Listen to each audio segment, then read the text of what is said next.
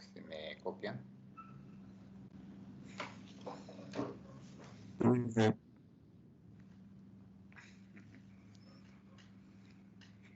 Buenos días, ingeniero.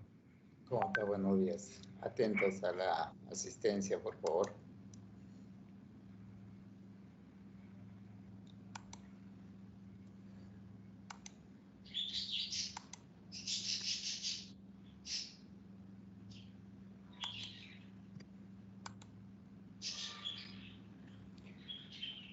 Aylas. Presente, ingeniero.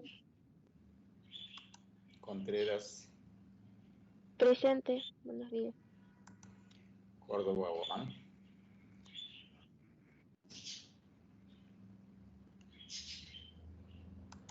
De la Torre. De la Torre, Giancarlo.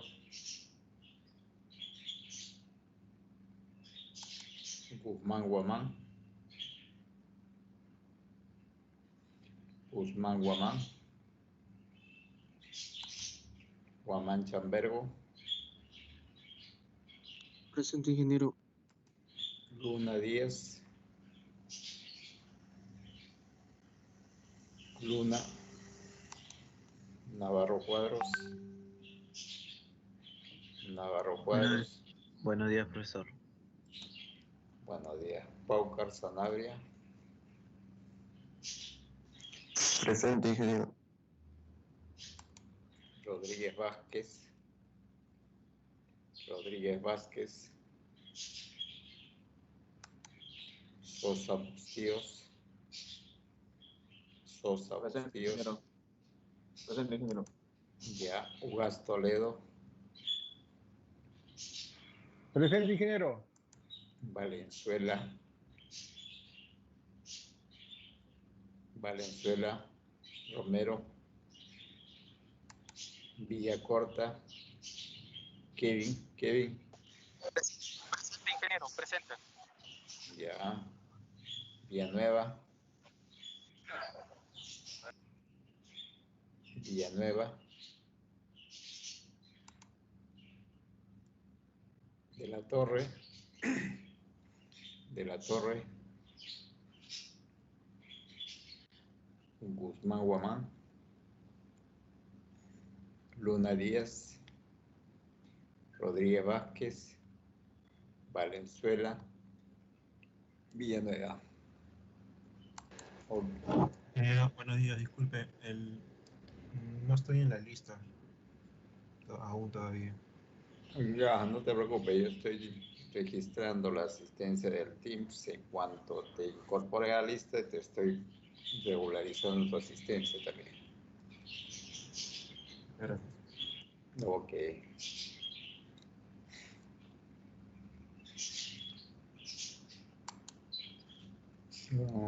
Empezamos la sesión.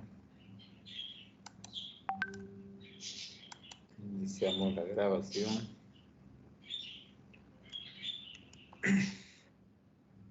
Y compartimos pantalla.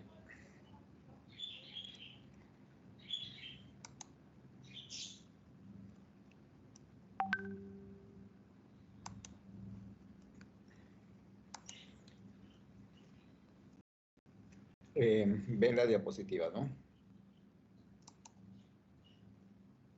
Sí.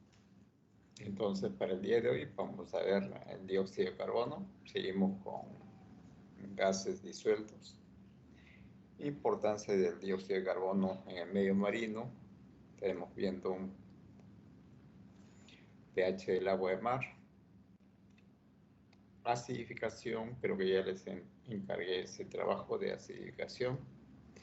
Así que en esa parte conocen más que yo, porque hemos visto cambio climático, efecto invernadero y entre eso acidificación de mares y océanos y otros gases. Sin embargo, igual lo vamos a ir viendo con la participación en este caso de ustedes, ¿no? Entonces este es el tema que vamos a ver el día de hoy. Antes de ingresar al PPT, vamos a ver una página eh,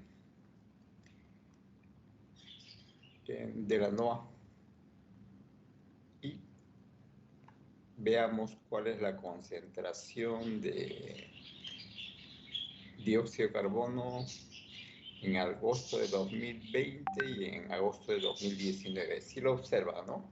La que está en el recuadro verde. Sí.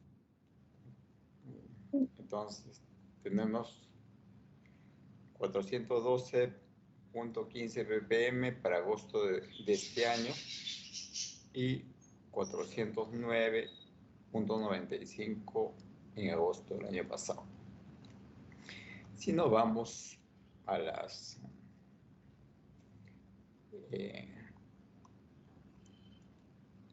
tendencias que tenemos en el monitoreo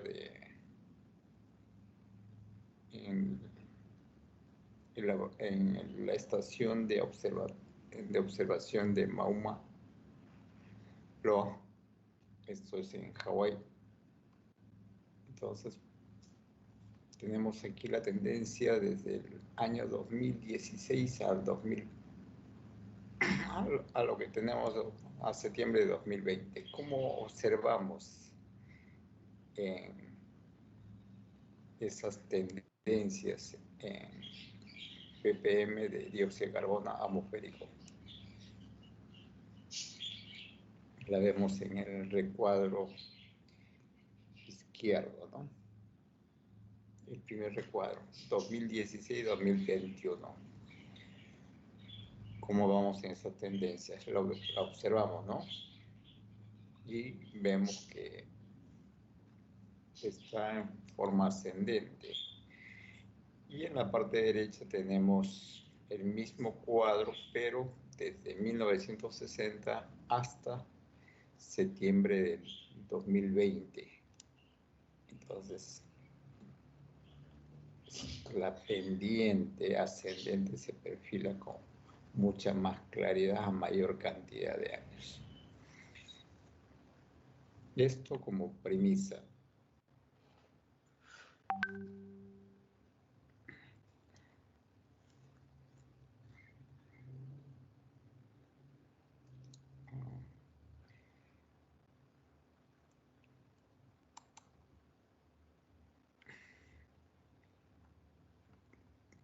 Entonces, esto es lo que tenemos como tendencia de dióxido de carbono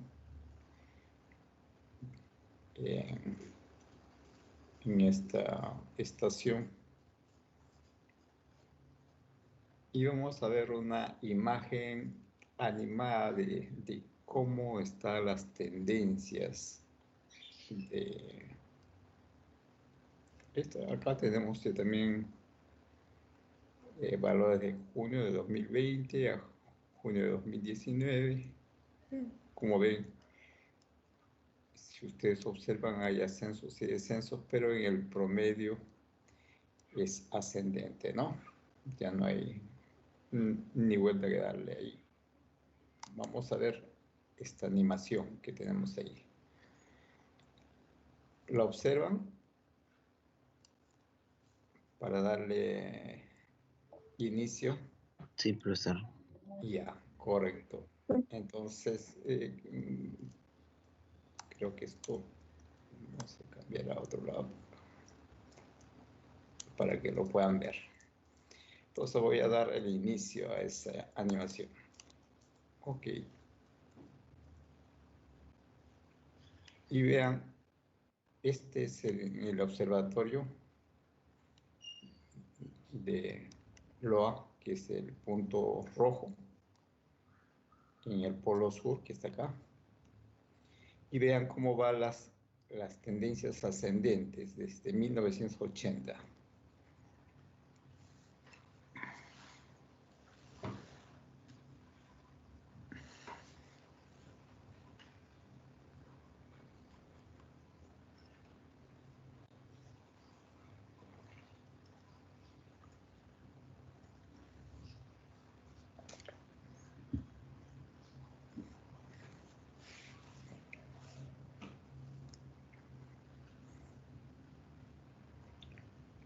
Ya estamos en el 2005.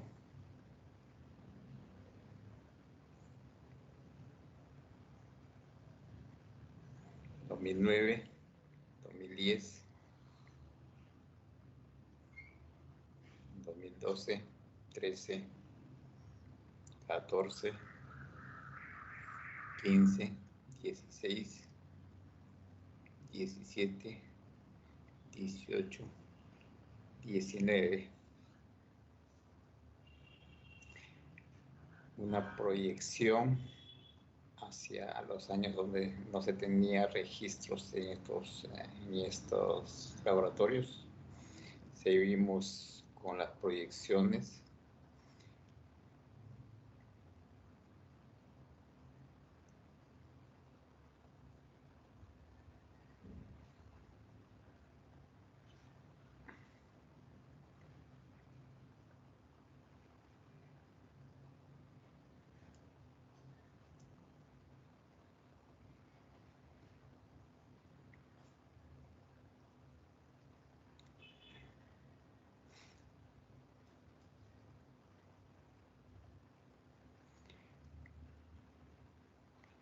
Correcto.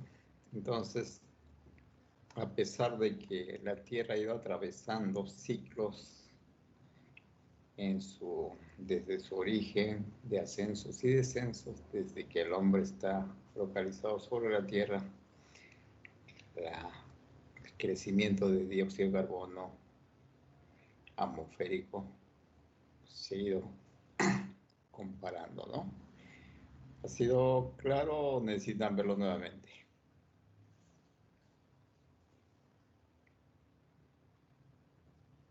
A ver, cualquiera de los alumnos. Claro, ingeniero, está bien. Ya, correcto. Ok. Entonces, cerramos. Entonces, no hay vuelta que darle. Estamos en un periodo ascendente de la concentración de dióxido de carbono atmosférico y mucho más. Faltó algo más. Un ratito. Faltó algo más que quería que lo vieran también. Se me pasó.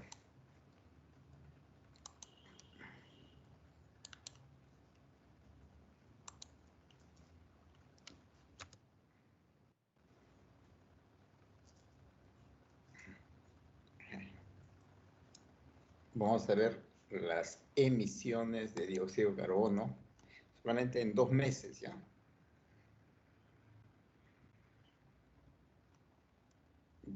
Que aquí lo vemos.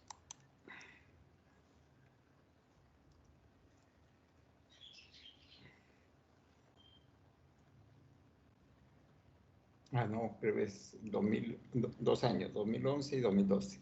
No son 2 meses, 2011 y 2012. 2 años.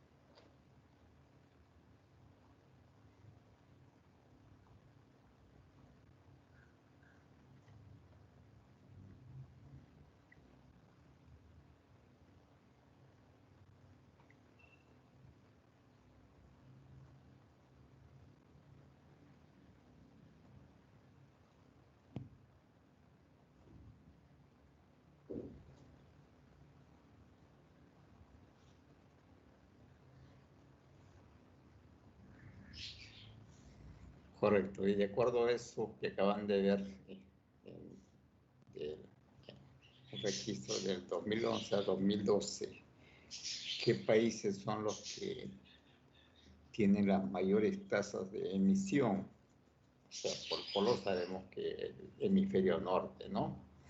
Está mucho más industrializado, por lo tanto las emisiones son mayores comparado con el hemisferio sur. Pero, sin embargo, en el hemisferio norte vemos 2 países que son los que tienen las mayores tasas de emisión. De acuerdo a la imagen animada, ¿qué podemos concluir ahí? ¿Quiénes son los mayores emisores?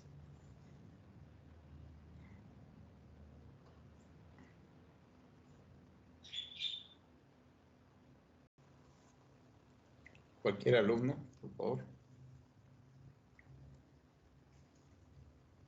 Creo que India, bueno, China, Estados Unidos y no sé si es Alemania. Sí, casi los que repuntan ahí, ¿no? Que son lo que acabamos de ver. Justamente la China es la que está juntamente con Estados Unidos iniciando, digamos, las emisiones, como ven ustedes. Y son los países que no quieren firmar el acuerdo de reducción de estas emisiones de dióxido de carbono. Ahí la ven claramente cómo se inicia, dónde se inicia el foco, ¿no? Es solamente tomando como base el inicio del 2011 para ir viendo el crecimiento hacia el 2012. O sea, si lo ponemos esto al 2020, pues la situación es mucho más caótica, ¿no? Ahí claramente lo vemos. Lo que pasa es que por la movilización de los vientos, esto se va diseminando de la fuente de origen expandiendo hacia otros lugares. Entonces, como vemos, el dióxido de carbono compromete prácticamente mucho, en forma muy severa al hemisferio norte. También en la zona del Pacífico Central, como ven ustedes. No es un evento aislado que lo retenemos solamente en el hemisferio norte, sino se va movilizando y comprometiendo también todo el planeta. Por eso que cuando hablamos de cambio climático estamos hablando de una connotación global. No hay forma de poner barreras a las emisiones atmosféricas. Se dan y estas se esparcen conforme se van moviendo las diferentes masas de aire, ¿no? Y como hemos visto en clases pasadas, pues hay una situación de conexión muy estrecha entre ambos hemisferios, tanto hemisferio norte que hemisferio sur. Y lo que ocurre a nivel atmosférico también va a afectar al océano. Por eso que se está hablando de acidificación de los océanos, por eso ya se está hablando de pérdida de biodiversidad por efectos de la acidificación. De la misma manera como tengo yo datos de CO2, también tengo datos de metano. Y lo podemos ver, los datos de metano, cómo ha ido creciendo. De dióxido de nitrógeno.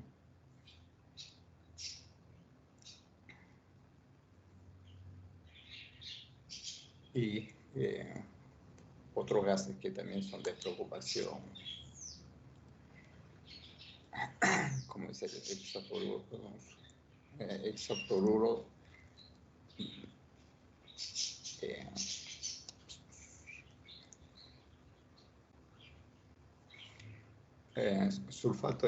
sulfuro hexafluoruro, ¿no? Una molécula un poco más compleja, más asociada.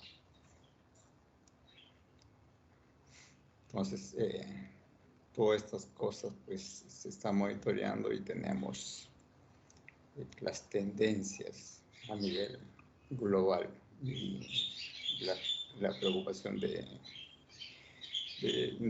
todos los estados porque está generando esta situación de cambios climáticos, a pesar de que hay gente que todavía no asimila, dice que no es verdad esta situación, que la Tierra ha ido atravesando por eventos similares y que estamos en una situación repetitiva y que vamos a tener condiciones de resiliencia, pero ustedes han visto la imagen animada de dióxido de carbono, entonces pues hemos llegado a niveles que en toda la historia de la Tierra nunca se ha dado, pues, y eso pues si no se detiene, si no se toma medidas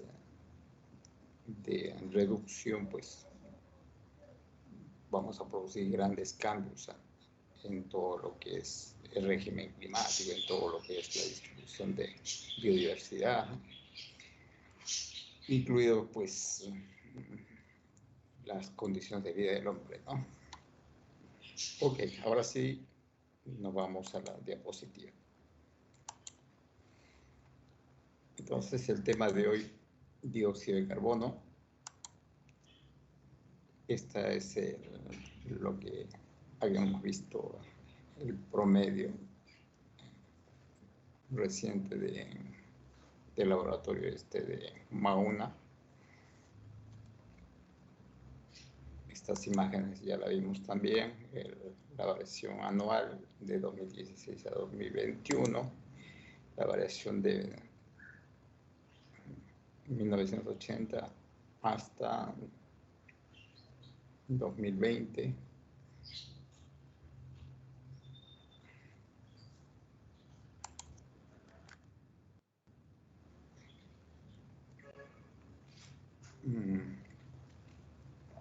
Este es el último registro del promedio de los 3 últimos meses, de abril a junio de 2020, lo que está de rojo, ¿no?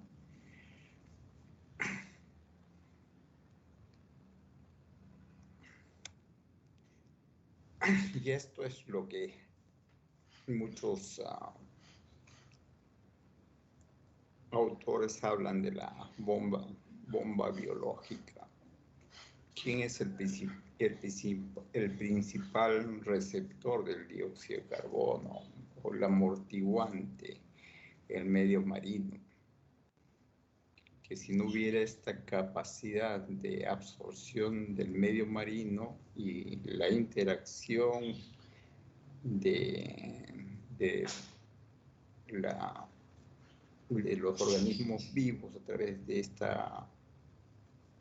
este vínculo aire-agua, los niveles de dióxido de carbono en la atmósfera serían mucho más mayores, ¿no? O sea, el mar juega un rol muy importante en esta situación del amortiguamiento de las emisiones de dióxido de carbono. Pero por otro lado también estamos en esta situación de destrucción justamente del salvavidas que tiene la Tierra, que es tanto la cubierta vegetal continental como la acción del mar como efecto amortiguante de estas emisiones de dióxido de carbono por los procesos de contaminación, de destrucción de hábitat, de quema de bosques, tala indiscriminada, etcétera, etcétera, ¿no?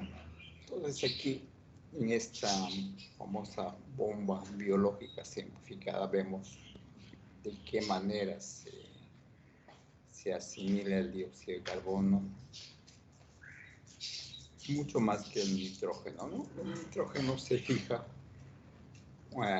de la atmósfera en pequeñas cantidades, solamente hay un par de especies que son fijadoras directas del nitrógeno, pero casi todos los organismos que hacen fotosíntesis sí trabajan sobre soporte de dióxido de carbono. Y hay un tema de fijación. De esta forma también se tiene el tema del carbono orgánico disuelto, fijación en organismos, y esto es la base de toda la cadena trófica. Entonces, esto es lo que, como les decía, muchos autores están hablando de la famosa bomba biológica. Algo que tenga que explicarle de este gráfico que ven ustedes ahí. Algo que no entiendan de ese gráfico.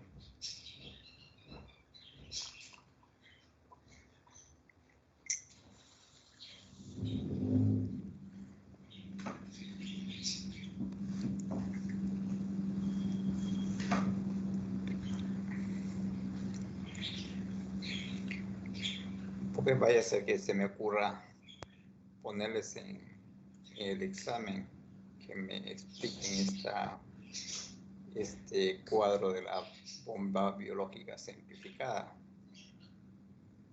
Ingeniero, ¿qué es Dime. formación de agregados? Formación de agregados, ¿qué es? Cuando la materia orgánica de los organismos vivos se descompone, no necesariamente hay una situación de ruptura, sino en algunos casos se va aglutinando partículas orgánicas unas con otras. A eso llamamos formación de agregados. Es como que tú tuvieras agua y lavaras pollo. En un momento el agua de lavado es turbio, pero si tú lo dejas en reposo, esas pequeñas partículas de turbiedad se van aglutinando unas con otras para luego formar partículas más grandes y luego sedimentar.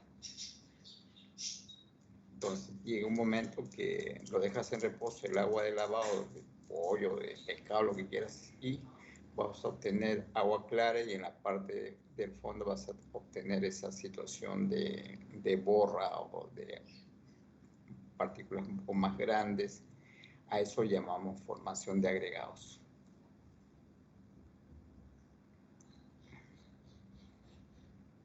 ¿Qué más no entienden ahí en ese gráfico?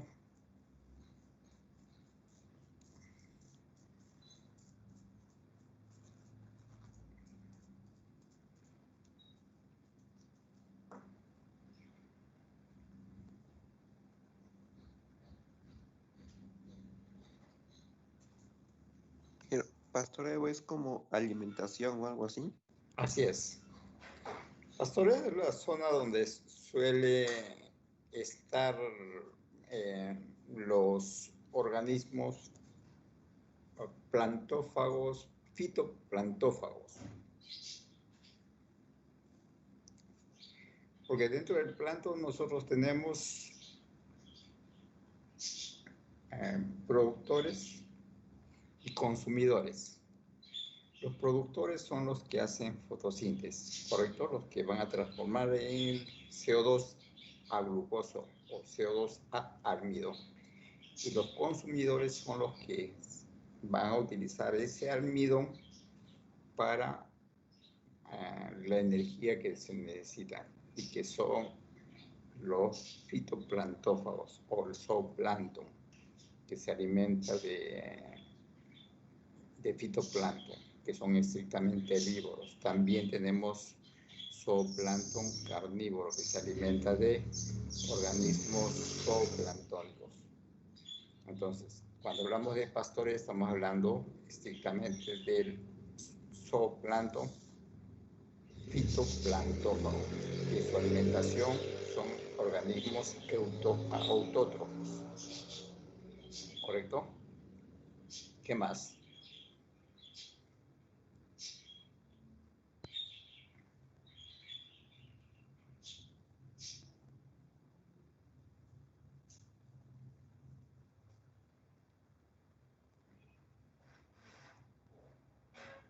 Me gustaría que lo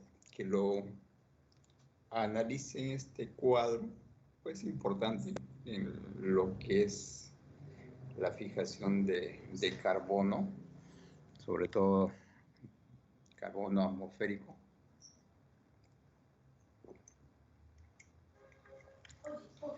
Y simplifica bastante todos los procesos que más adelante vamos a ver en lo que es ciclo de carbono, ¿no?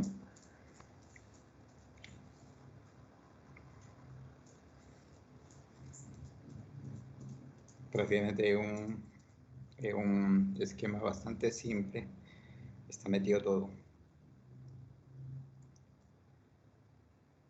Y no solamente este esquema no va a servir para lo que es carbono, también para nitrógeno, fósforo, silicio, hierro.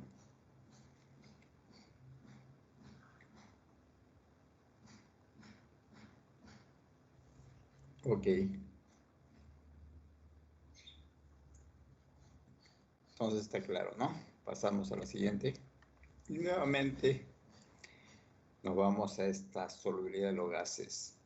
¿Y por qué les había dicho que era tan importante a pesar de que su concentración atmosférica de los gases es tan pequeña por su alta solubilidad? Y eso lo habíamos visto en la clase pasada, por eso he vuelto a poner en el tapete este cuadro de solubilidades. Entonces, comparativamente, pues la solubilidad del dióxido de carbono es altísima frente a la solubilidad del oxígeno, que es el otro gas importante en el medio marino, ¿no?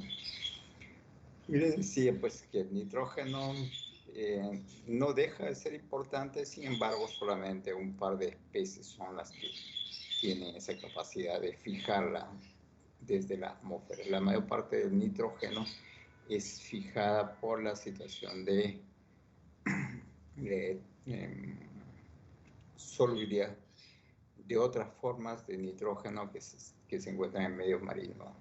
No necesariamente nitrógeno gaseoso, sino nitrógeno asociado al amoníaco, nitrógeno asociado al amonio, nitrógeno asociado a los nitritos o nitrógeno asociado a los nitratos, o nitrógeno asociado a moléculas orgánicas. Ok. Esta es una molécula de dióxido de carbono que les había dicho que es una molécula muy reactiva por esta forma que tiene, este doble enlace que presenta para anexarse a cada oxígeno, hace que sea una molécula que tenga mucha reactividad frente a las radiaciones electromagnéticas que provienen del Sol. Por eso que cuando hablamos de efecto térmico, hablamos de esta capacidad de respuesta que tiene esta molécula a la radiación solar. ¿Y por qué hablamos de esta respuesta? Porque esta molécula tiene esta alta reactividad a la radiación solar, porque estos dobles enlaces hacen que la molécula comience a vibrar, tiene una alta capacidad de vibración, y el movimiento inmediatamente va a hacer de estos enlaces, el movimiento inmediatamente va a ser producto de esta dinámica. Este movimiento va a hacer que la temperatura comience a ascender. Por eso hablamos del efecto térmico que tiene el CO2. Ahora, no solamente es el CO2, también hay otras moléculas orgánicas que tienen esa capacidad. Pero la ventaja es que las otras moléculas similares al dióxido de carbono se encuentran en menores concentraciones, por eso que no causa mayor preocupación todavía en el orden mundial, pero el dióxido de carbono sí, porque es la que dentro de las moléculas reactivas se encuentra en mayor cantidad. Está claro este tema de la actividad de la molécula del dióxido de carbono. Básicamente, la molécula esta tiene mucha reactividad frente a las emisiones infrarrojas que provienen del Sol y parte de las microondas. No es transparente como otro tipo de moléculas. Entonces, inmediatamente recibe radiaciones y inmediatamente esas moléculas comienzan a oscilar, comienzan a moverse en forma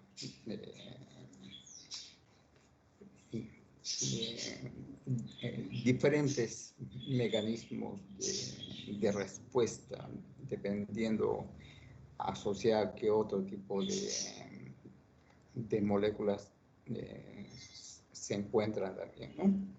Entonces, imagínense, pues, todos moviéndose a la vez, cómo se eleva la temperatura, ¿no? Es como que dentro de un gran estadio todos comenzaran a saltar.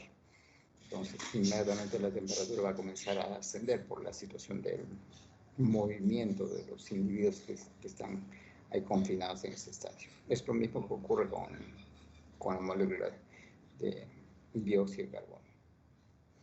Ok. ¿Alguna pregunta sobre la reactividad que tiene esta molécula a las radiaciones que provienen del Sol? Estas son las fuentes de emisión, aparte de lo que tenemos por la actividad antropogénica, las fuentes de emisión natural también, y recepción o sea, hay una situación de balance entre lo que se emite y se asimila, ¿no? Entonces, de cierta forma, la naturaleza también tiene mecanismos de compensación para amortiguar estos excedentes que por fenómenos naturales se puede haber presentado, porque como hemos visto, la Tierra no es primera vez que atraviesa por estas etapas de ascensos bastante severos de la concentración de dióxido de carbono, pero sí hemos visto en la dinámica esta de emisiones, desde que el hombre está localizado sobre la superficie de la Tierra, pues el crecimiento ya ha excedido los valores históricos, ¿no? Bueno, y tenemos que tomar medidas. Ok. Estas son las variabilidades que hemos tenido. Por eso hemos hablado de periodos cálidos y periodos fríos, ya periodos interglaciales y por periodos glaciales, ¿no? Ya estamos hablando de eras geológicas, ¿no?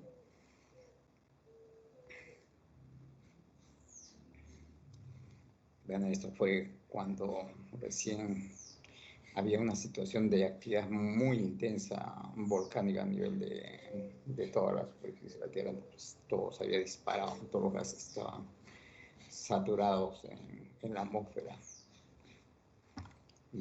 De ahí hemos tenido un primer periodo frío, luego hemos pasado a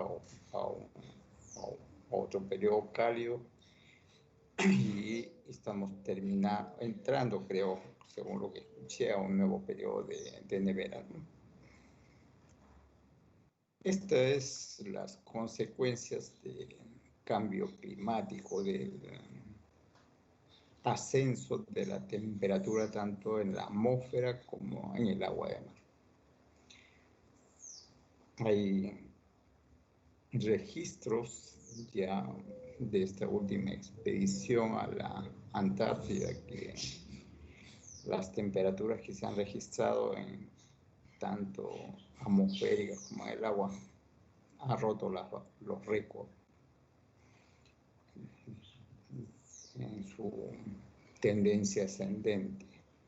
Y las pérdidas, pues, de glaciares es inminente en todos lados, no solamente en el Ártico, en el Antártico, sino también glaciares que se encuentran en el continente están retrocediendo.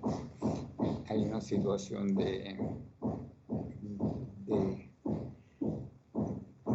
cambio de estado del agua, por eso ya se habla también a futuro de variaciones del nivel del mar, ¿no? Que también va a repercutir en variaciones de la química del mar. Y con eso, pues, sus efectos en la distribución de la biodiversidad. O sea, pues, la situación de cambio climático, pues, tiene una connotación.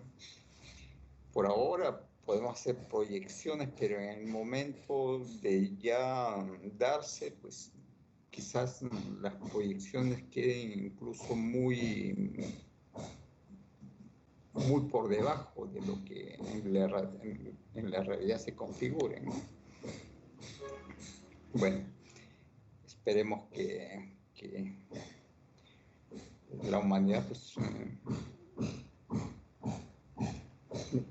tome nuevos rumbos y se detenga o se amortigue esta situación de las emisiones de gases con efecto invernadero. De aquí tenemos otro gráfico de qué manera el mar amortigua estas emisiones de dióxido de carbono y por qué estamos hablando ya de acidificación de los océanos, ¿no? Una primera ya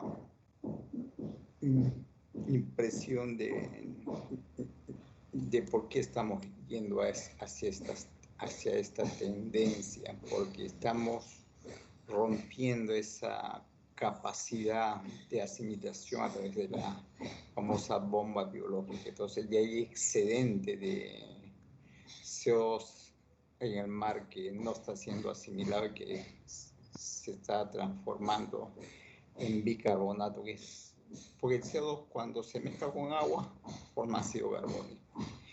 Y casi todo el ácido carbónico formado se va a disociar en la forma de bicarbonato. El bicarbonato sí es el que es asimilado por las plantas, pero cuando no es asimilado ese bicarbonato va a comenzar a liberar iones hidronio, y cuando libera iones hidronio va a comenzar a disolver todos los carbonatos y eso me generará una descompensación del sistema buffer que tiene agua en mar. Entonces por eso se habla de acidificación de los océanos, una liberación de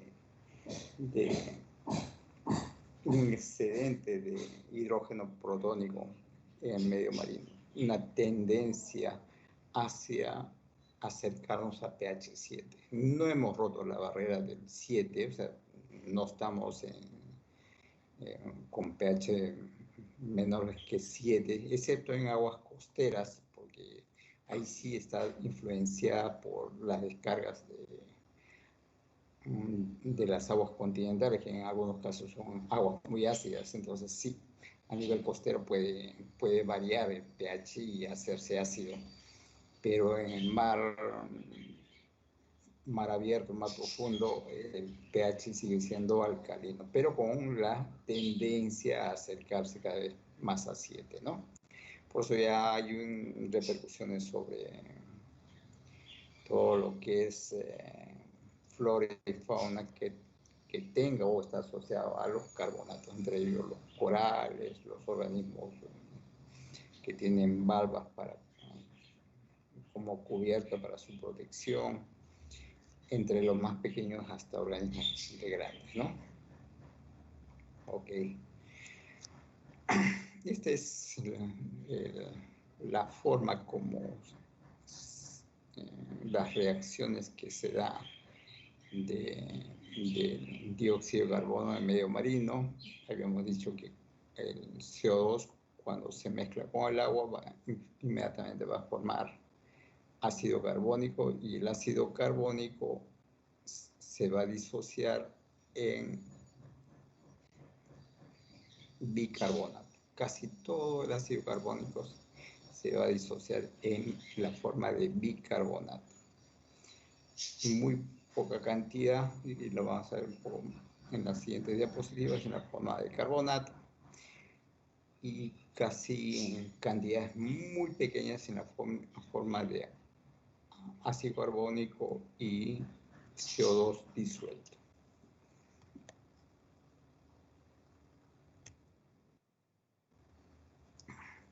Aquí tenemos también un balance de cómo se se reduce, se incorpora mayor dióxido de carbono por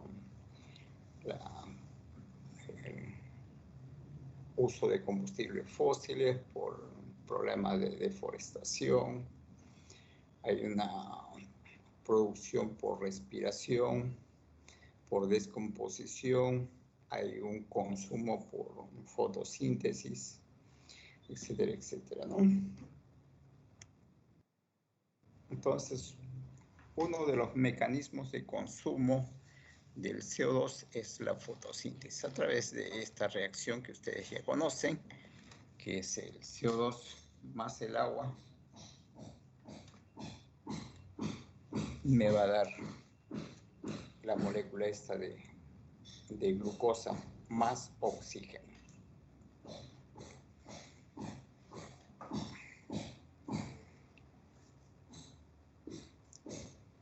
Entonces, pero para que se dé esta reacción necesitamos energía solar. Entonces, mientras haya energía solar, hay fotosíntesis. Una vez que cesa las emisiones de la energía solar, cesa el fenómeno llamado fotosíntesis y todo lo que eran productores se convierte en consumidores. Quiere decir que durante el día hay producción de glucosa y por efecto de la producción de glucosa tenemos la producción de oxígeno. En la noche, como cesa la luz, hay consumo de glucosa y hay generación de dióxido de carbono. No hay generación de glucosa. Entonces, se revierte. Si durante el día se produce oxígeno, durante la noche se produce dióxido de carbono. Quiere decir que durante el día puede haber una situación de migración del CO2 atmosférico hacia el agua, pero durante la noche, donde todos son consumidores, hay una migración de dióxido de carbono del agua hacia la atmósfera. Igual ocurre con lo del oxígeno, ¿no? Y durante el día hay una migración del oxígeno del agua hacia la atmósfera y durante la noche hay una migración del oxígeno del aire hacia el agua. Pues esta situación de la fotosíntesis. Oxidación, que es la energía que se necesita, que todos los organismos vivos necesitan para sus funciones. Entonces el carbono orgánico, que está asociado a las moléculas de almidón, a las moléculas de glucosa, más el oxígeno, van a producir CO2, más agua y más calor. Entonces, por eso también por efectos de metabolismo la temperatura puede subir por efectos de la oxidación de la glucosa. Entonces vean cuántas moléculas de CO2, que son la misma cantidad de moléculas de oxígeno que se producen cuando se realiza la fotosíntesis, ¿no? Entonces, de la misma manera, cuando se oxida una molécula de glucosa, se consume 6 moléculas de oxígeno para producir 6 moléculas de CO2. Y esta cantidad de calor, 2.874 kilojoules.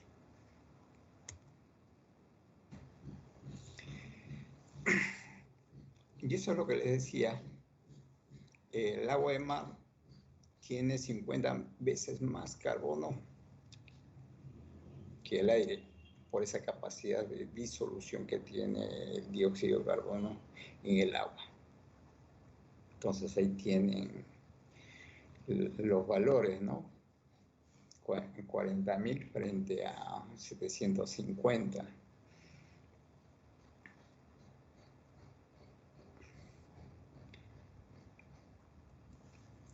Y lo que les decía va a depender de la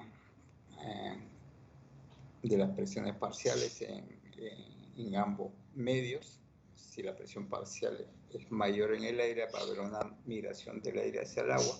Si la presión parcial del agua es mayor, va a haber una migración del agua hacia el aire. Y eso lo hemos visto en la clase pasada, cuando hemos analizado la famosa ley de Henry, ¿no? O ley de presiones parciales.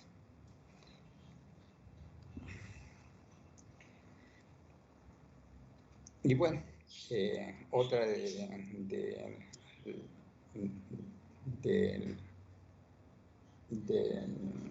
las condiciones que tiene la molécula de CO2, aparte de ser altamente soluble, muy reactiva a las radiaciones que provienen del sol, también es muy reactiva químicamente en el agua. No es una molécula que esté estática, anda buscando con quién asociarse, ¿no? O a quién atacar. Bueno, esto es en cierta forma un esquema de la forma como se convierte el CO2 en el agua. El CO2 atmosférico, que es este acá, inmediatamente más agua va a pasar a ácido carbónico, pero el ácido carbónico inmediatamente va a transformarse en bicarbonato. Entonces, casi todo lo que tenemos del CO2 transformado a ácido carbónico inmediatamente pasa a la forma de bicarbonato. De ese bicarbonato formado, una pequeña cantidad va a transformarse en la forma de carbonato. Entonces, quedando de cierta forma en el balance ácido carbónico una pequeña concentración, más va a ser la forma de bicarbonato y un valor intermedio la forma de carbonato. Y el CO2 disuelto, pues, en cierta forma, en mucha mayor cantidad que las formas de ácido carbónico. Y en la siguiente diapositiva tenemos los valores. Entonces aquí el 85% está en la forma de bicarbonato. Solamente el 15% está en la forma de carbonato. O sea, esta corresponde al 85% y esta al 15%. Y estas estamos hablando menores al 1%, por eso que no se toma en cuenta en estas cifras de allá.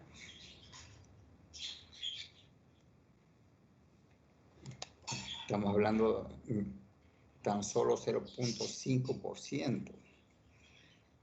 Estamos hablando de la forma de CO2 disuelto y en la forma de ácido carbónico. Y sin embargo, el ácido carbónico se encuentra en menor concentración del CO2 disuelto. Entonces, esas son las 4 especies que se encuentran en el medio marino. La forma de ácido carbónico, la de bicarbonato,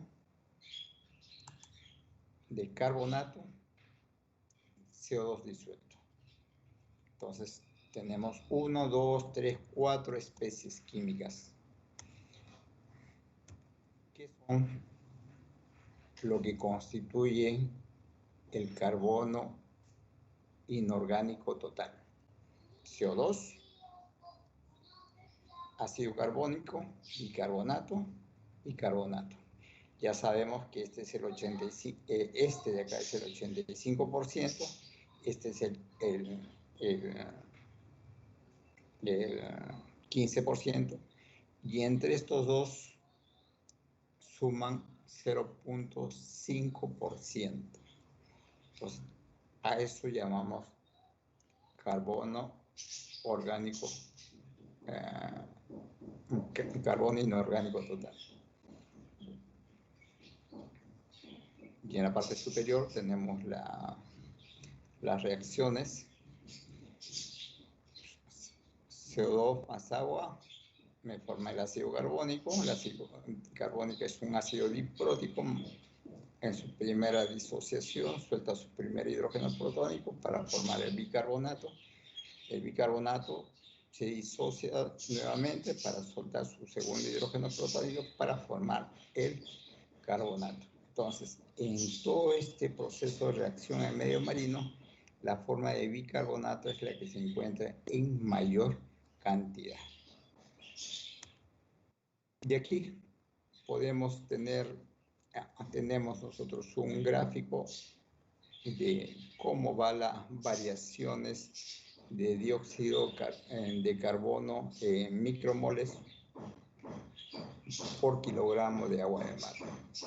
Entonces, ¿qué podemos observar en ese gráfico? Los voy a dejar un momentito, por favor, para que observen este gráfico.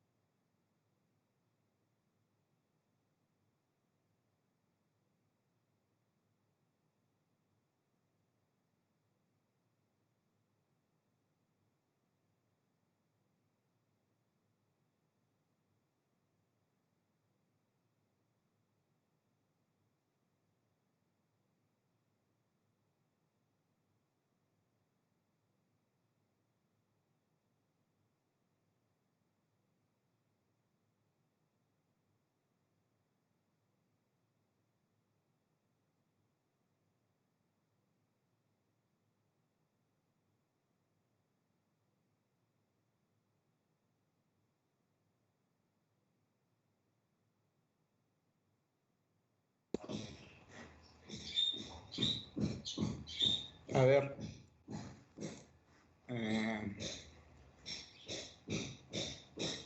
Poucar.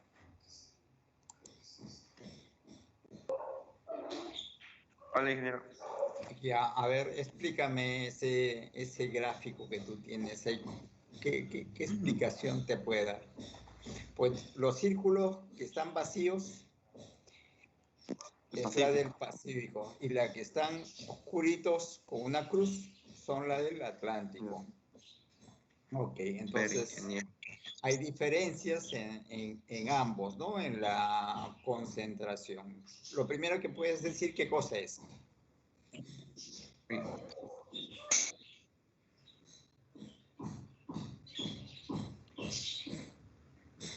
Sí, ya te di la pista. Hay diferencia en la concentración entre el Atlántico y el Pacífico. Entonces, ¿qué es lo primero que puedes deducir de ahí? Ya. Te escucho. Yo pienso que sería por la actividad fotosintética que hay más en el Pacífico. Ya, pero de acuerdo al gráfico, lo que puedes concluir que hay mayor concentración de dióxido de carbono en el Pacífico que en el Atlántico. En cualquier nivel. Ah, bueno, sí. ¿De acuerdo? Sí. Porque la curva está hacia la derecha, que son los valores ascendentes respecto a la del Atlántico en lo que corresponde al Pacífico. Entonces, de ahí podemos concluir de que hay mayor concentración a nivel ya global en el Pacífico que en el Atlántico. Ok. Una primera observación de ese gráfico. A ver, vamos, Córdoba. A nivel de 0 a 100 metros, ¿qué ocurre en el Pacífico y en el Atlántico?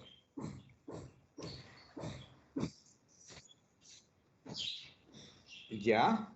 ¿Y por qué habrá mayor concentración en el Atlántico que en el Pacífico? Si en los otros resultados vemos que el Pacífico le supera al Atlántico. ¿Por qué a nivel casi superficial en aguas someras la concentración del Atlántico es mayor que la del Pacífico. ¿Por qué en este caso le supera?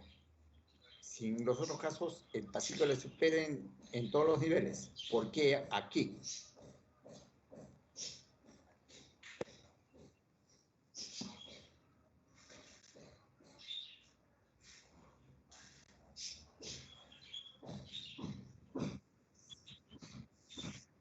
Así es.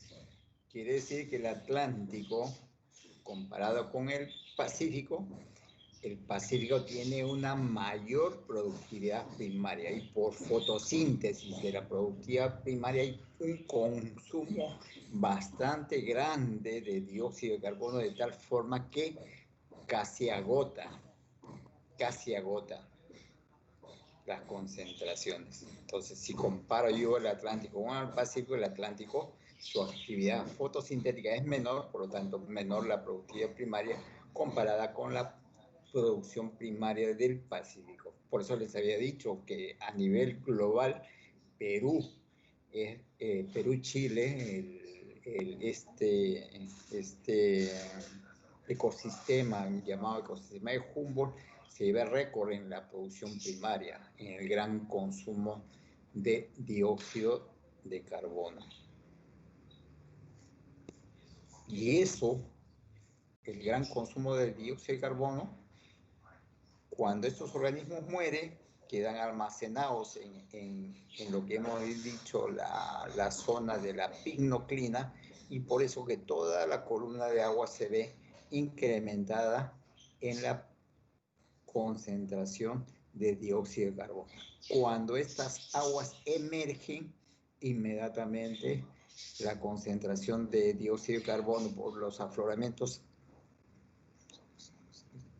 se dispara, pero no se quedan ahí, inmediatamente es aprovechado por los organismos fotosintéticos o autótrofos. Por eso que, por efecto de la fotosíntesis, inmediatamente ese excedente de dióxido de carbono superficial por efecto de las aguas de afloramiento es consumido y llega a niveles que sea muy por debajo que lo que se registra en el Atlántico, a pesar de que el Atlántico también se ve que hay actividad fotosintética, pero no es tan grande como la que se presenta en el Pacífico.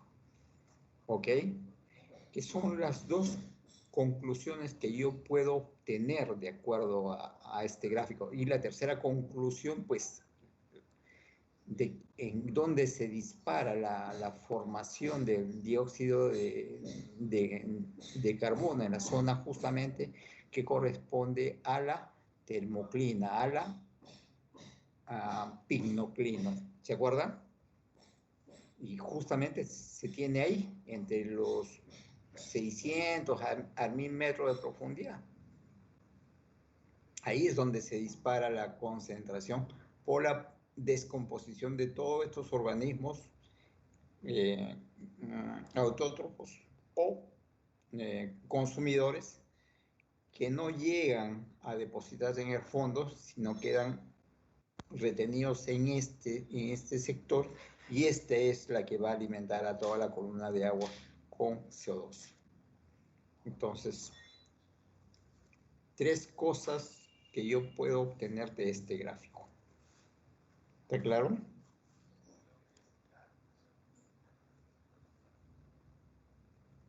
¿Alguna pregunta más? ¿Alguien creo que quiere hablar? Ingeniero, una consulta. La tercera cosa era de la termoclina, no escuché bien. Acá tenemos ¿dónde se está produciendo el pico de concentración de dióxido de carbono en ambos gráficos? Aquí y aquí. Justo está asociada con la zona de la pignoclina. Aquí también hemos visto, de acuerdo a la pignoclina, está asociada a la termoclina, ¿no? La termoclina permanente. La pignoclina y la termoclina permanente tienen el mismo punto de formación. Entonces, ahí es donde se genera la mayor concentración de carbono, de dióxido de carbono por descomposición de los organismos vivos, por descomposición de los organismos que quedan retenidos en este estrato llamado pignoplino o aguas subsuperficiales, que son las que al final van a ascender por efecto de los afloramientos, van a enriquecer las aguas superficiales y van a ser aprovechadas por los organismos fotosintéticos. ¿Correcto? Entonces, ahí tenemos claramente la explicación o la información que esta data me está transfiriendo. No es solamente una distribución de puntos, porque esa distribución de puntos me está marcando tendencias y esas tendencias ya se pueden traducir en determinadas explicaciones. ¿Está claro? Sí, claro. Ok. Entonces es eso. En adelante, todo gráfico que nosotros desarrollemos nos tiene que dar una información, nos tiene que decir algo. Y eso va a ser el ejercicio de vuestra profesión. Cuando salgan al mar, comiencen a lanzar sus equipos de rastreo de señales acústicas. Hay una serie de distorsiones que van a ver en la columna de agua. Esas distorsiones se van a traducir en biomasa de determinadas especies, y ese comportamiento, esa profundidad, esa magnitud de la distorsión se va a traducir yo qué sé, en una cierta cantidad de toneladas estimadas de determinado recurso. Pues es eso. Esa es la información que yo estoy obteniendo de ese gráfico que me está dando mis pantallas, me está dando mi display de mi sensor. O cualquier equipo que yo lance al mar me va a dar determinada tendencia, pero yo tengo que sacar la explicación de esa tendencia que me está dando en ese momento, de ese gráfico que me está señalando en ese momento. Y es eso. Justamente uno de los productos que yo quiero que obtengan de este curso es eso, saber interpretar los gráficos. ¿Cómo los voy a utilizar? ¿Para qué me sirven estos gráficos? ¿Cómo los utilizo como herramientas? Es como el médico no te mide la temperatura porque le da la gana, ni te mide la presión, ni te manda a hacer análisis, porque luego necesita evaluar esos datos clínicos para poder tener un diagnóstico, porque la sumatoria de una serie de indicadores me va a decir, este individuo está sano, este individuo está enfermo. Inclusive determinados sesgos o determinadas tendencias de esos indicadores ya nos puede decir o tener una primera hipótesis de qué enfermedad está determinado paciente. Entonces, de esa misma manera tenemos que utilizar el medio marino. El medio marino para nosotros va a ser el paciente. Y de acuerdo a lo que yo le busco como aplicación, voy a ir seleccionando determinados indicadores. Entonces, hay cosas que yo necesito de saber del medio marino, pues no me voy a ir a evaluar todos los parámetros. Tendré que seleccionar determinados parámetros que van a servir como herramienta para mi diagnóstico. Entonces, yo quiero construir un muelle. Si quiero construir un muelle, pues no voy a irme a medir oxígeno ni temperatura, nada de esos parámetros, porque ¿para qué me van a servir? Me servirán de referencia, pero no me van a servir para efectos de diseño, de ingeniería, no me van a servir para nada. Pero sí, ¿qué cosas me van a servir? Me van a servir la batimetría, la naturaleza del fondo, me va a servir la naturaleza de las corrientes, el oleaje, etcétera, etcétera. ¿Por qué? Porque son las herramientas que yo necesito para la construcción de un muelle. De la misma manera, necesitaré construir una red. ¿Qué variables necesito para construir una red? También la tendré que ir seleccionando. Necesito saber cómo está el comportamiento de anchoveta. Tendré que buscar qué variables son asociadas a la anchoveta y de esa forma poder sacarle, interpretar toda esa data que he ido obteniendo a través de la obtención de los registros de los equipos que he ido utilizando, ¿no? Ok, ¿está claro? Y aquí tenemos donde se presentan las mayores concentraciones de dióxido de carbono a nivel global. Y lo que le decía, justamente la zona de peruano-chilena, el gran ecosistema de Humboldt, es la que presenta las mayores tasas de concentración de dióxido de carbono. Por eso que nosotros tenemos también récord en alta productividad primaria. Y eso no solamente queda confinado solamente en el Pacífico Oeste, sino también se traslada al Pacífico Central.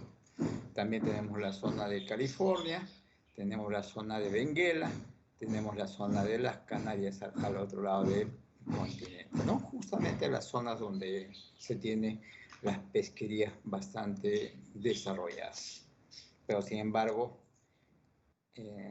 nosotros seguimos teniendo, digamos, por esa situación de tener gran producción de CO2, gran productividad primaria y también gran biomasa de recursos asociados a esta conversión de CO2 a productividad primaria.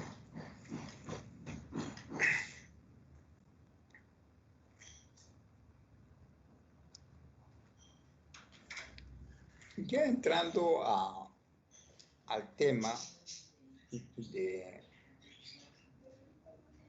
cuáles son sus repercusiones de CO2 en el mar,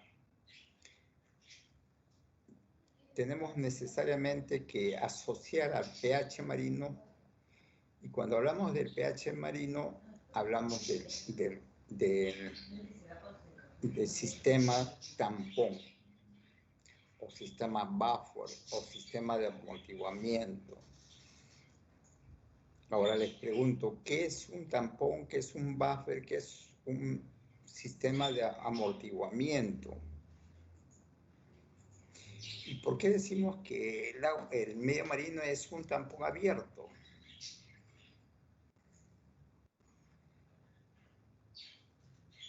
Entonces, a ver, por favor, nuevamente vemos este gráfico y lo evaluamos y luego comenzamos a opinar.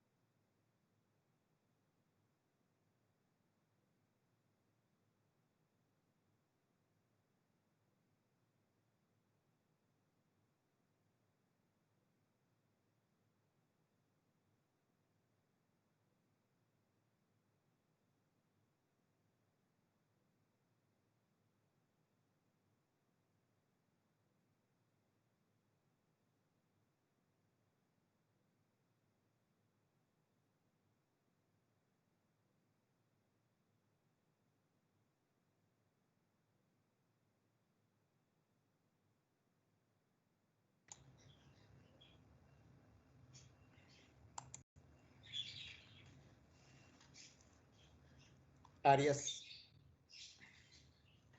Sí, ingeniero. A ver, ¿qué es un tampón? Empecemos por definir qué es un tampón, porque pH, pues, preguntarle ya pH, pues ya no tiene sentido, ¿no? Por eso sí, no lo conocemos. Pero ¿qué es un tampón?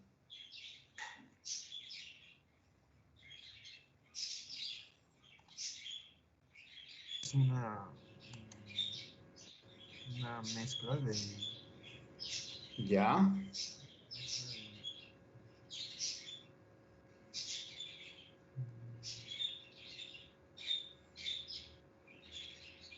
No recuerdo bien.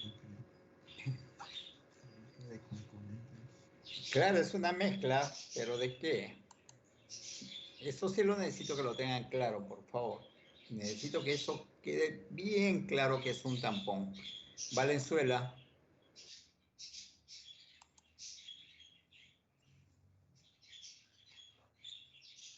Ingeniero, Ya, te escucho, Valenzuela.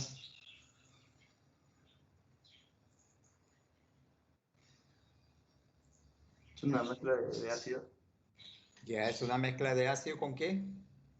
¿Un ácido con con base. qué? No, eso sería una neutralización. Un tampón que viene a ser una mezcla de... ¿Ácido y base conjugada? Ya, ácido débil y base conjugada.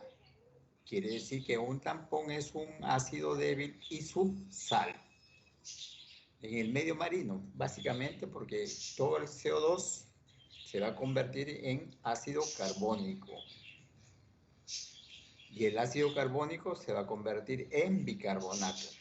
Y el carbonato se va a convertir en carbonato. Entonces, básicamente el tampón va a estar por la asociación de bicarbonato-carbonato, que son los que se van a encontrar en mayor cantidad. ¿Correcto? No porque los carbonatos se estén formando, sino por los carbonatos que se encuentran ya asociados a todos los residuos calizos de todas las estructuras de los organismos muertos. Entonces, yo tengo ya una situación de carbonato ahí metido que me va a servir de amortiguante con el bicarbonato que está generándose por la disociación del ácido carbónico. Entonces, ahí yo tengo mi sistema tamponado. Ahora, cuando hablamos del sistema tamponado, no solamente hablamos del sistema de carbonatos, también hablamos del sistema de boratos. El ácido bórico con los boratos también me va a generar otro mecanismo de tampón. Y hay otra serie de ácidos débiles también que se encuentran en menor cantidad, en menor concentración, pero que también van a tener presencia en esta situación de el efecto tampón que tiene el agua de mar. Entonces,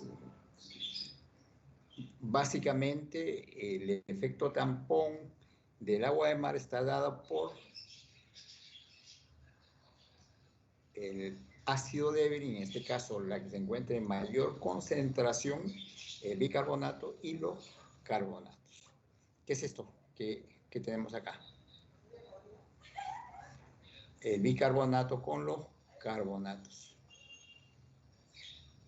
Acá tenemos el bicarbonato y aquí tenemos el carbonato.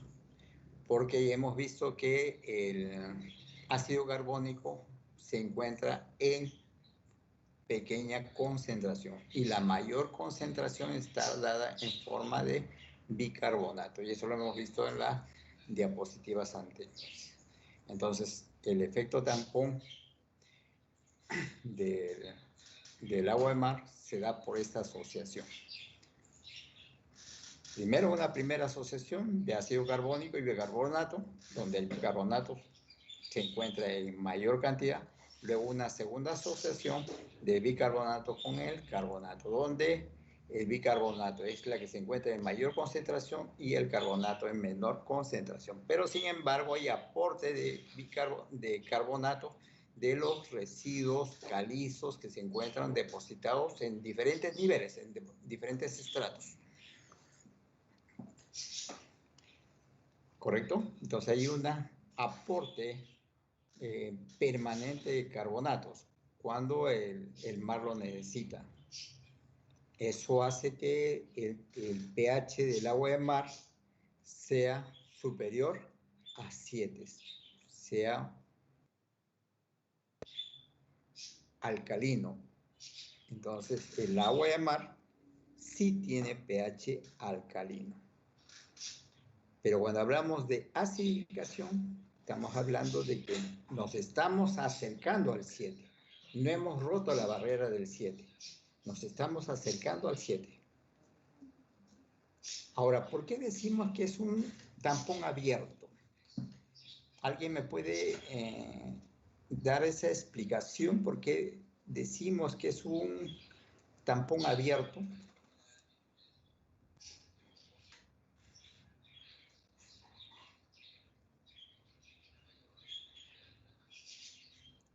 No es un tampón cerrado, es un tampón abierto. ¿Por qué? Y la respuesta está en este último cuadro. O la actividad de la biomasa hace que se estén moviendo permanentemente los componentes de ese sistema tamponado. Por eso decimos que es un tampón abierto. ¿Ok? ¿Está claro este gráfico? ¿Algo más que quiera que les explique de acá?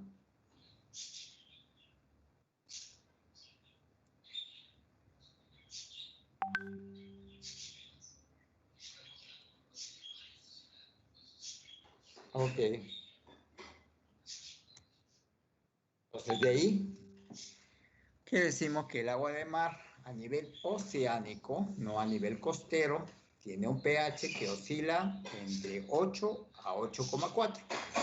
Quiere decir que es ligeramente básico. Pero sin embargo, si nosotros seguimos subiendo las concentraciones de CO2, vamos a modificar esta condición de buffer que tiene el agua en mar. Entonces se está hablando que en este siglo, estamos hablando en el siglo que estamos viviendo, vamos a reducir ese pH de una magnitud que va a ir de 0.14 a 0.35. Y eso va a afectar a todos los organismos que están asociados al sistema este de CO2 carbonato. ¿Ok? A eso llamamos el problema de acidificación. Entonces aquí ya tengo cuál es el perfil de pH tanto en el Atlántico como en el Pacífico.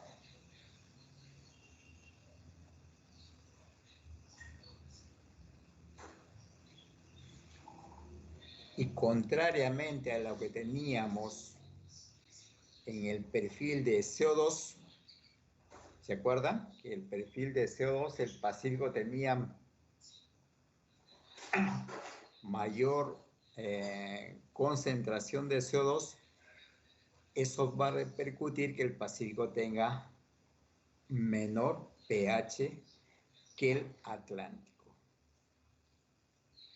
Por esa situación de tener mayor actividad del CO2. Hemos dicho que el CO2 es muy reactivo.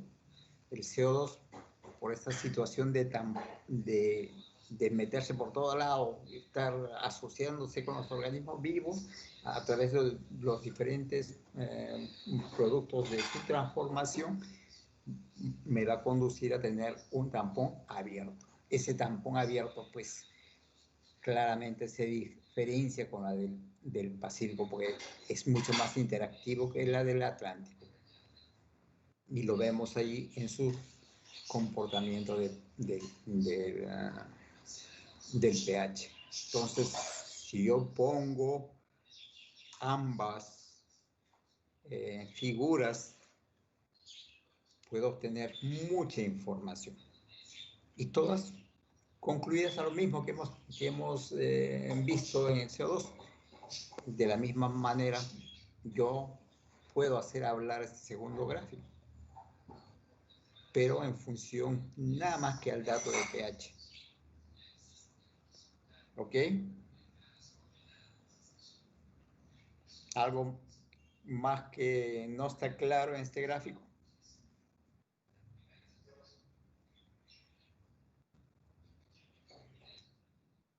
Y este es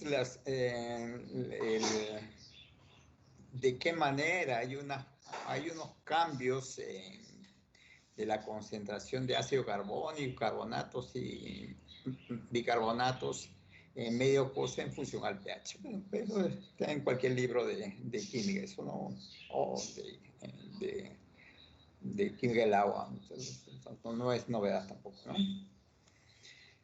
Y esta es la situación de sistema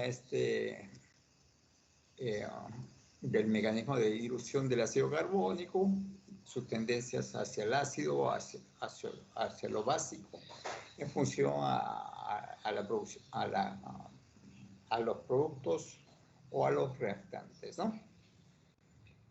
Y este es lo que sí tenemos como ya, como habíamos visto los gráficos, de qué manera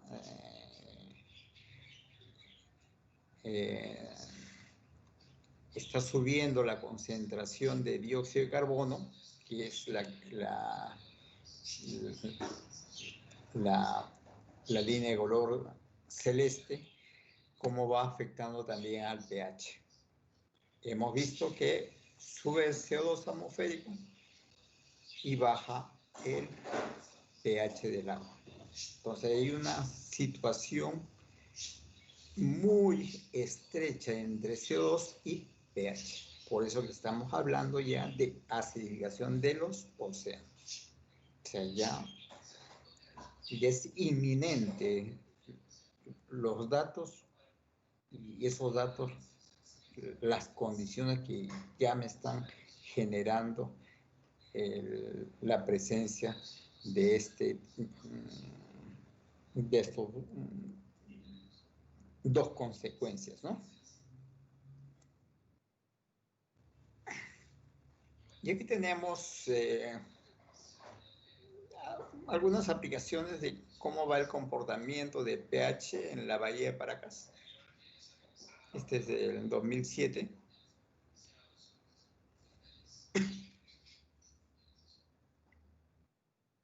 A nivel superficial, cómo está la distribución de pH, y a nivel del fondo, cómo está el pH. El anterior es del 2 de abril y el siguiente es del 10 de abril. También tenemos a nivel superficial y a nivel de fondo. Hay cambios, definitivamente. A nivel superficial es más básico, a nivel de fondo es más ácido. Eso en el 10 de abril, sin embargo, la fecha de 2 de abril, las diferencias entre lo superficial y lo del fondo casi son más pequeñas.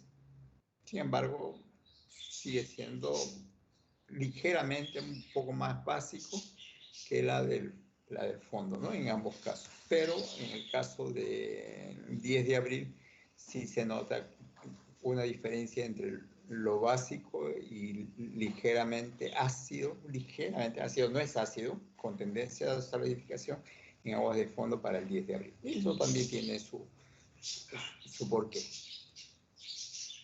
Y como otros gases, tenemos también el metano, también tenemos el sulfuro de hidrógeno, que se produce por la actividad metabólica. El metano por descomposición de la materia orgánica. Sin embargo, hay personas que están viendo y estudiando esta situación del comportamiento del hidrógeno del sulfuro de hidrógeno o sulfuro de hidrógeno sulfurado. O hidrógeno sulfurado o sulfuro de hidrógeno. La Universidad Científica del Sur tiene un programa justamente aplicado ahí a la Bahía de Paracas para ver este frente de comportamiento de hidrógeno sulfurado. Tiene varios años trabajando. Entonces, como hemos visto, hay mucho que trabajar en este tema de gases disueltos en el océano y hay mucha información que nosotros podemos obtener como resultado de estas valoraciones. Ok, muchachos, ahí nos quedamos. Vamos a descansar hasta las 11 de la mañana. A las 11 de la mañana volvemos a retomar. ¿Les parece? Para la parte práctica. Sí, profesor. Ya, ok. Voy a Ingeniero, descargar. en la parte práctica vamos a hacer lo de Google Earth Pro. Sí, vamos a trabajar con Google, con Google Earth. Ya, Ya estoy.